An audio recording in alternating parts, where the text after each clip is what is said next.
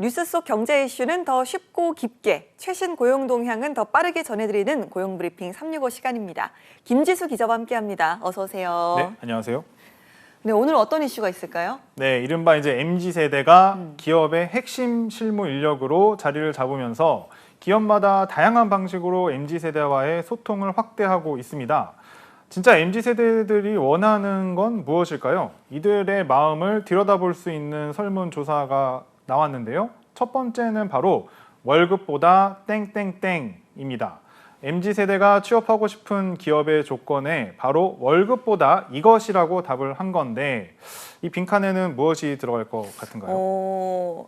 요즘은 아무래도 개인 시간을 워낙 중요시하니까 월급보다 워라밸 아닙니까? 맞습니다. 정답입니다. 그래서 MZ세대의 취업 조건 1순위가 바로 말씀하신 워라밸이었습니다.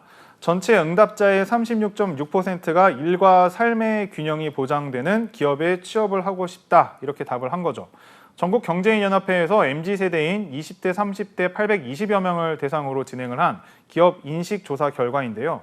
다음으로 이제 월급과 성과 보상 체계가 잘 갖춰진 기업, 정년 보장 등 안정적으로 오래 일할 수 있는 기업이 이제 순서대로 나타났습니다. 그렇군요. 그러니까 월급이나 정년 보장보다는 당장 나 자신 개인의 삶을 중시하는 이런 MZ세대의 인식이 뚜렷하게 드러나는 것 같네요. 네, 맞습니다.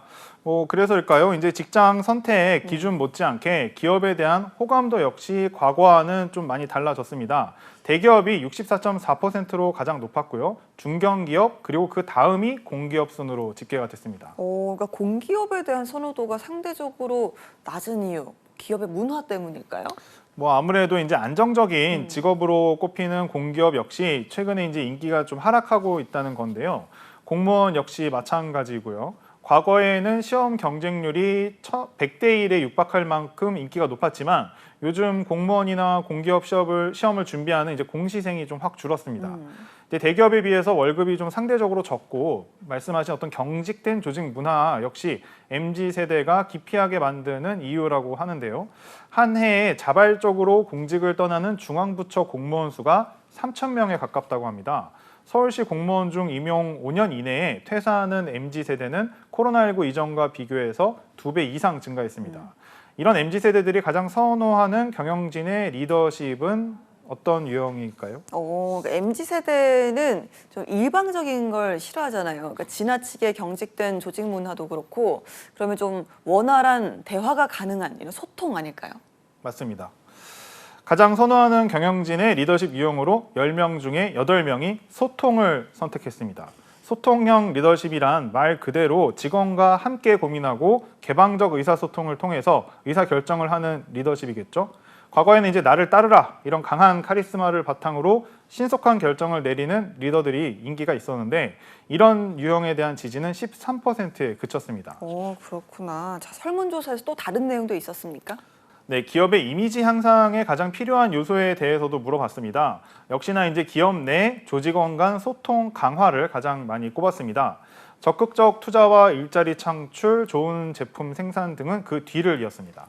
그래서일까요? 최근 재계 전반에 나타나는 각 기업 총수들의 이런 소통을 위한 노력도 굉장히 좀 활발하잖아요. 네, 맞습니다. 이제 총수들이 SNS에 자신의 일상을 공유하고 직원과 셀카를 찍으면서 MZ세대와 접점을 넓혀가고 있는 모습은 평범한 일이 될 정도인데요. 그뿐만 아니라 이제 기업의 문화도 적극적으로 개선을 하고 있습니다. 삼성전자는 최근 직원 간에만 적용했던 수평 호칭의 범위를 경영진과 임원까지 이제 확대를 했습니다. 사장님, 상무님 등으로 부르는 대신에 영어 이름이나 이니셜, 한글 이름에 님을 붙이는 방식인데요.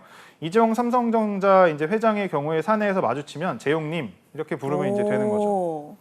야, 이건 좀 신박하네요. 자, 이렇게 기업들이 적극적으로 MZ세대와의 소통에 나선 건 공무원 조직 못지않게 늘고 있는 이 퇴직 러시 때문이 아닐까 싶습니다. 맞습니다. 이제 실제로 그 MZ세대는 퇴사에 대해 불안정과 불안함으로 인식하기보다 새로운 시작으로 여긴다. 이제 이런 분위기가 있다고 하는데요. 힘들게 취직을 해도 자신에게 맞지 않는다고 판단하면 이제 사표를 던지는 성향이 더 강해진 거죠. 취업 플랫폼에서 20, 30대 직장인을 대상으로 이제 조사한 결과를 보면 입사 1년차 퇴사율이 37.5%, 2년차 퇴사율이 27%로 신입사원 절반이 2년 이내에 퇴사를 결정하는 것으로 나타났습니다.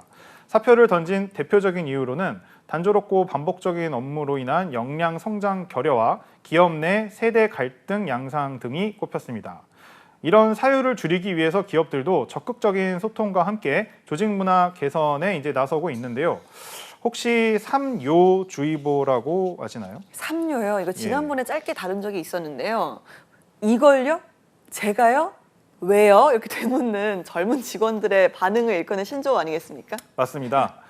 말씀하신 그 3요. 최근 일부 기업에서는 임원 대상 교육에서 3요에 대한 모범 답안을 만들어서 나눠줬을 정도라고 하는데요. 교육 담당자들은 개인주의가 강하고 이제 자아가 확고한 젊은 직원과 소통을 하기 위해서 이 3요에 명확한 답을 줘야 한다 강조했습니다. 왜요? 이걸요에는 업무의 목적을, 제가요에는 직원이 낼 수 있는 성과를 설명하라 이렇게 답을 준 것이죠. 조직 안의 세대 간극을 줄이고 소통하며 성과를 이끌어내기 위한 이제 방안을 고민하고 있는 겁니다. 네, 기업이 이렇게 MZ 세대를 끌어안기 위해서 수평적 조직과 소통을 노력하는 만큼 기업들도 MZ 세대에게 바라는 게 있을 것 같은데요. 네, 맞습니다. 국내 이제 100대 기업이 바라는 인재상에 좀 그 답이 숨겨져 있었는데요. 책임 의식을 가진 인재를 가장 선호하는 것으로 조사됐습니다. 5년마다 하는 조사인데 지난 조사와 가장 크게 달라진 점은 다른 조건보다 책임 의식을 강조하는 회사가 늘었다는 겁니다. 지난 2018년에는 기업의 한 44% 정도가 이 책임 의식을 이제 중요하다고 꼽아서 5위를 이제 기록을 했었는데 올해는 67%의 기업이 이 책임 의식을 강조하면서 1위로 올라섰습니다. 조사를 진행한 대한상공회의소는 기업이 노력을 하는 만큼 직원들에게도 책임감 있는 자세로 일하길 요구하는 것이다. 이런 분석입니다. 알겠습니다. 자, 한컷 이슈 오늘은 어떤 소식 준비하셨나요? 네, 지난해 기준으로 그 18세 이하 자녀를 양육하는 한부모 가정은 37만 가구가 됩니다. 그런데 문제는 이 가운데 절반은 저소득 가구로서 자립 기반이 취약할 수밖에 없는 상황이었다는 건데요. 그래서 이들에 대한 정부의 지원책이 추가로 나왔습니다. 네, 얼마 전에 이제 윤 대통령이 이런 한부모 가족의 녹록지 않은 현실에 국가의 책임을 강조하기도 했는데요. 어떤 대책이 나왔습니까?